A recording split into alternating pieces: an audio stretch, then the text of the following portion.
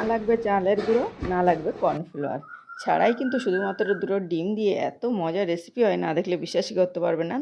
দুই রকমের রেসিপি বানাবো আজকে একই ভিডিওতে।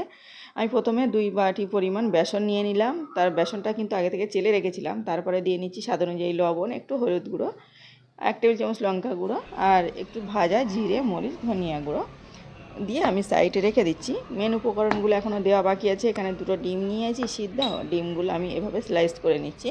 তবে আপনার পছন্দ অনুযায়ী গোল গোল বা এমন চৌকো করে যেমন ইচ্ছা শেপটা দিয়ে নিতে পারেন। তো আমি এমনভাবে কেটে নিলাম। আর ডিমগুলো আমার কেটে নেওয়া হয়ে গেছে। যে মশলাগুলো দিয়ে রেখেছিলাম বেসনের মধ্যে, এখন আমি এখানে দিয়ে নিচ্ছি। শীতকালে কি মাখেলো এখন দিয়ে নেব সেই সেম বাটি 1 বাটি পরিমাণ জল। আমি আগে শুকনো উপকরণগুলো ভালোভাবে মিশিয়ে না নিলাম। থাকলে তো আমারও তো লাগবে, না থাকলে কি করবে? ওই সেম বাটির আমি প্রথমে 1 বাটি জল দিয়েছিলাম, তারপর আবার 1 বাটি দিয়েছি, পরপর 2 বাটি জল দিয়েছি। তো যতটা পছন্দ হবে কিনা ভালোভাবে ফেটিয়ে নিচ্ছি। একটু সময় লাগবে কিন্তু ফেটাতে, মানে ভালোভাবে সময় নিয়ে ফেটিয়ে নিতে হবে। মেন হলো ফেটানোটা পারফেক্ট হলে কিন্তু এই রেসিপির ভিতরটা সফট হয়। আর দোকানে আমরা যখন কিনে খাই এটা কিন্তু একদম দোকানের মতোই হবে। আর অসম্ভব মজার যাকে বলে, ঘরে বানানো খাবার কতটা টেস্টি হয় আমরা সকলেই জানি। তো দেখুন আমি প্রথমে ভালোভাবে ফেটিয়ে নিলাম, মিশিয়ে নিচ্ছি। ব্যাটারটা একটু ঘন মনে হচ্ছিলো, আবারও সামান্য পরিমাণে 2 টেবিল চামচের মতো জল দিয়ে ব্যাটারটা ঠিকঠাক করে নিচ্ছি। আর এখানে দিয়ে নিচ্ছি সামান্য একটু বেকিং পাউডার, 1/2 টেবিল চামচের একটু কম দিলাম বেকিং পাউডারটা। আর তারপরে দিয়ে নিচ্ছি বেকিং সোডা বা খাওয়ার সোডা দিলেও হবে। খাওয়ার সোডাটা দিলাম 1 চিমটি পরিমাণ, বেসনের ব্যাটার অনুযায়ী 1 চিমটি পরিমাণ এই যে দিয়ে নিলাম।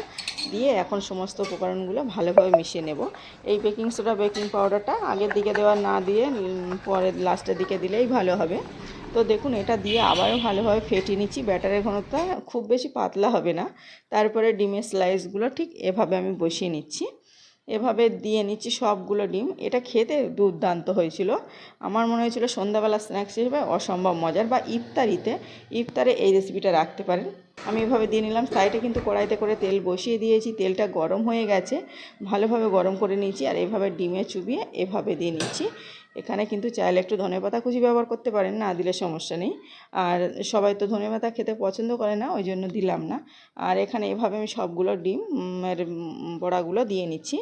এটা ডিমের ফুললেও বলতে পারেন। ফুললেগুলো এভাবে করলে একটু সময় পরে তারপর আমি এটা উল্টে নিচ্ছি। এভাবে একবার উল্টে নিলাম। আর এটা কিন্তু অলরেডি ফুলে উঠেছে। দেখুন ফুলে আমি একটু একটু ব্যাটার দিয়েছি, এর কত বড় বড় হয়ে গেছে। এটা কিন্তু চাইলে কিন্তু যে কোনো সবজির মধ্যেও দিয়ে এভাবে সেমভাবে রান্না করতে পারেন, বিশেষ করে বেগুনের মধ্যে দিয়ে খেতে কিন্তু দারুণ হয়। আবার এটা সন্ধ্যাবেলা ইফতারিতে। তো আমি একটু কালার করে লাল লাল যতক্ষণ না হয়ে আসবে ততক্ষণ ধরে ভেজে নেব। তো ভালোভাবে ভেজে নিয়েছি।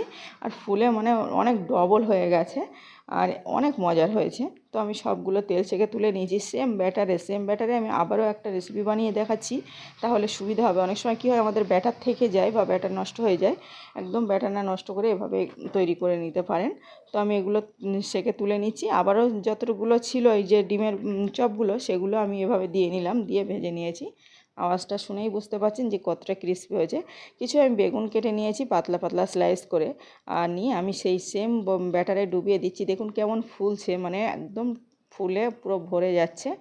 আর বেগুনের ক্ষেত্রে যে কোনো রেসিপির ক্ষেত্রে যতটা পারফেক্ট হবে ফুললে, তো তেমনই ফুলে একদম ভরে যাচ্ছে। আর এতটা ফুললে জানেনি কতটা পারফেক্ট হয়।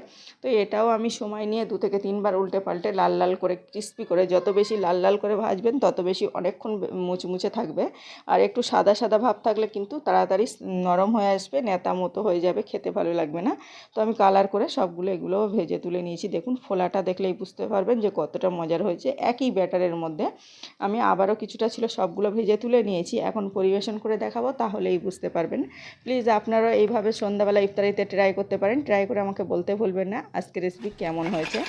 আশা করছি সকলের খুব খুব ভালো লাগবে, বিশেষ করে এই রেসিপিটা। এটা অসম্ভব মজার যাকে বলে। একটা ভেঙে দেখাই, এটা খেতে দারুণ হয়েছিল। এটা কিন্তু সন্ধ্যাবেলাও রাখতে পারেন, আবার বেগুন তরকারিতেও ওটা দিয়ে খেতে পারেন। এটা এত মজার হয়। প্লিজ ভালো লাগলে লাইক করার অনুরোধ করছি। আবারও দেখা হচ্ছে অন্য কোনো ভিডিওয়। ততক্ষণে সকলে ভালো থাকবেন, সুস্থ থাকবেন। আর এতক্ষণ সাথে থাকার জন্য সকলকে ধন্যবাদ জানাচ্ছি আমি। এটা ভেঙে দেখাই, একদম ভিতরটা ফাঁপা হয়েছে।